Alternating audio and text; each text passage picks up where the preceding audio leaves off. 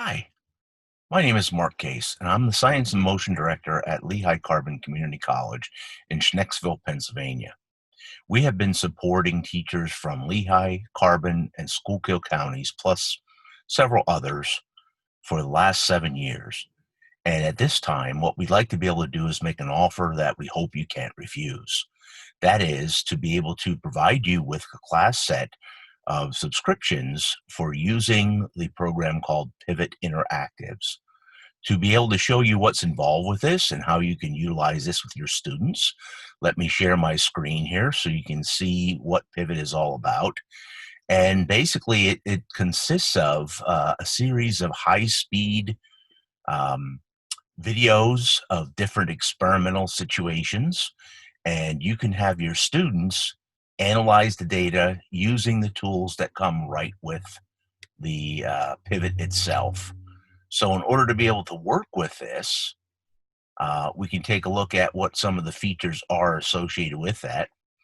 It's not an animation, but instead it's actually experiments where they've changed the variables. They are going to allow you to explore and take a look at you deciding what you want to compare in terms of looking at one variable versus another as you try to draw some conclusions and analyze scientific concepts.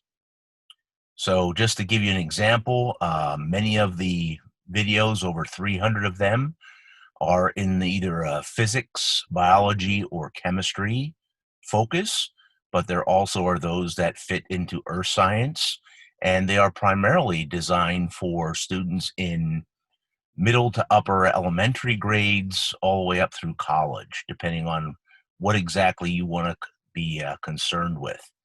What you have are the ability to be able to look at data and analyze that by using the tools such as the example on the left here, where you see the Olympian Jesse Diggins running uphill. And this allows you to actually take and put a meter stick on the screen itself as you are viewing it and measure how far she is traveling. And then they also have a running clock that you could use because they're taking 240 frames per second, so you can analyze in very minute detail the changes that take place.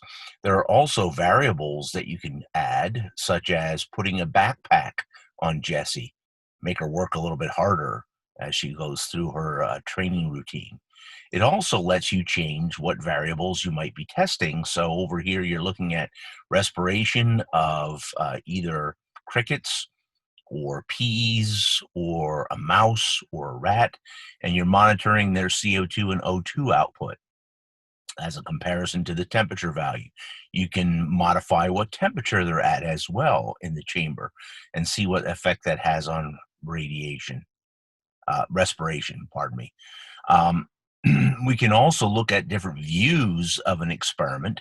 So here you see you have two liquids that are green in color. The one on the right seems to have a higher concentration of the dye because it looks darker, but when viewed from the top, they appear to be about the same intensity. This is due to the fact that you have a greater depth of a less concentrated solution on the left, but that means that there's the same number of particles that the light has to pass through if you're looking horizontally at the one on the right that's more concentrated. So to be able to explore and look at some of these options, and then to be able to do some analysis with the tools that are readily available, all you need to do is to sign up for a free trial of the Pivot Interactives. This will give you 30 days to look at more than the 300 videos that are there. It will allow you to see what tools are provided, such as creating a data table and then doing graphical analysis, and how you can actually have your students complete answers and respond to questions. These are pre-written lessons, but you also have the ability to do editing of those as well. We are going to provide you with 30 licenses. If you have any larger classes than 30 in a single class, we can accommodate a few more. And you have the ability to be able to share those among multiple classes so that one set of licenses would meet your needs and be able to help you to teach using this as your tool in class. Let's move ahead and take a look at how you'd set up your class itself and what libraries are available. So when you actually get your own class assignment, so I have a class set up, my name is here, but you can do filtering and find what subjects would be available. You can look at them by using various standards, such as the Next Generation Science Standards or AP class, or maybe you're doing the IB form in your class. You can see them broken down by those categories. You can also look at them by subject, biology, chemistry, we mentioned earth science. If I look at that, it will focus on what other specific things they will be covering that fit into earth science, but many of those are going to be based on looking at climate change. Um, some of them are going to be looking at renewable energy that you have for your setup. The experiments are of a different variety depending on how much of an inquiry you want your students to do and how much you want to guide their steps as they work their way through using the program. So some are going to have very high introductions to showing you step-by-step methods of how to do things. That would be where you are first getting to use the pivot. Others eventually are going to get to a point where they're more open-ended, where you're not giving them exact information about how you want to put that together. So the degree of scaffolding of your lessons can get more going from the teacher directed to the student directed, where they have to plot their choice of what do they want to analyze, what data do they want to compare, how are they going to look at that in the process. You can also take a look at where you're going to be talking about introducing a concept. So is it an introductory type of lesson where you're going to try to maybe reinforce that concept and the applications that you're trying to teach, and at some point where you might have an assessment where you'll tie that together. So there's a variety of things that you can choose from. They are broken down and searched based on what your need is, what you're trying to emphasize with your students. When you take a look at your particular class and look at how your classes are set up, I have one that's already been established here. And you will see that when I go to that particular classroom, what happens is that you will invite students to use the class key and they will sign in using whatever email account that they have available, and they will create their own individual password. They can then access the program, they can answer questions, they can submit their responses. After you've had a class do this, maybe you would assign it in class, do it as a cooperative group work. Perhaps you're using Zoom. So you might, if you're able to be able to have breakout rooms, have them work as groups so it simulates being in the classroom. After which you can say, I want to drop these students. And what that will allow you to do is to then be able to use the seats that you are taking from these students, which will temporarily be removed, and assign them to different students.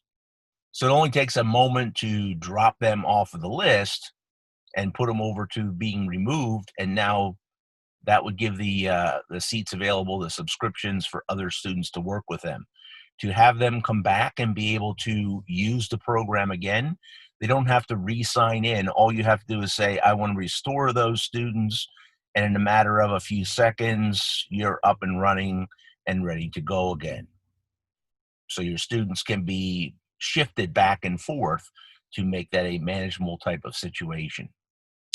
If I look at, as I said, my classes and my lessons that I have already set up, oh, by the way, you can also add a grader in this, someone who might help you review the materials and grade that. But if I assign a lesson, I had two already assigned. One was on radioactivity of barium-137, so that has ended. But I have another one where we're accepting responses, so that means it's a live activity. The students can actually explore that and I can find out how many have actually answered those questions so far and have completed the assignment. You'll notice that this has a pre-made score of 65, but you as the instructor can also do some editing on this. So you can change that and set it up so that you're going to basically be able to modify what you're going to have for that setup. So under your classes, and you want to take a look at that lesson and see what's involved with that. Okay, and you want to preview what the assignment is. It will allow you to see what the questions are that are going to be asked. So this one, they are actually collecting some data using density of pennies by doing a water displacement. So it starts out with an introductory lesson that just shows how they're going to collect the data. It then will go into looking at measuring the density of samples of pennies 5 at a time. And then eventually they have a second set of pennies. So the first set are using newer pennies that are primarily zinc and have a thin coating of copper over them. And the second set is looking at using pennies that are made of primarily copper. So they're 1982 or earlier in that particular setup. So it will walk them through it just briefly to show how it's set up.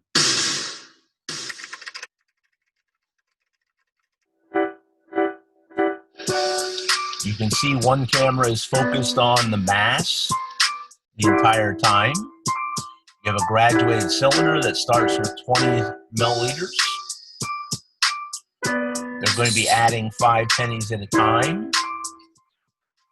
And then a second camera will move so that it can measure the meniscus and see where that is. You want to look straight on at it, the parallel to the line that you have.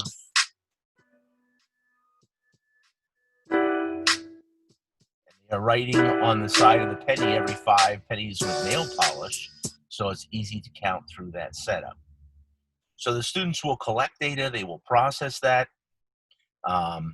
They will have to answer some questions as they go, and they work through the individual analysis. You can have them do it as groups. You can have them share their data. Um, you can have them then take a look at graphing the data.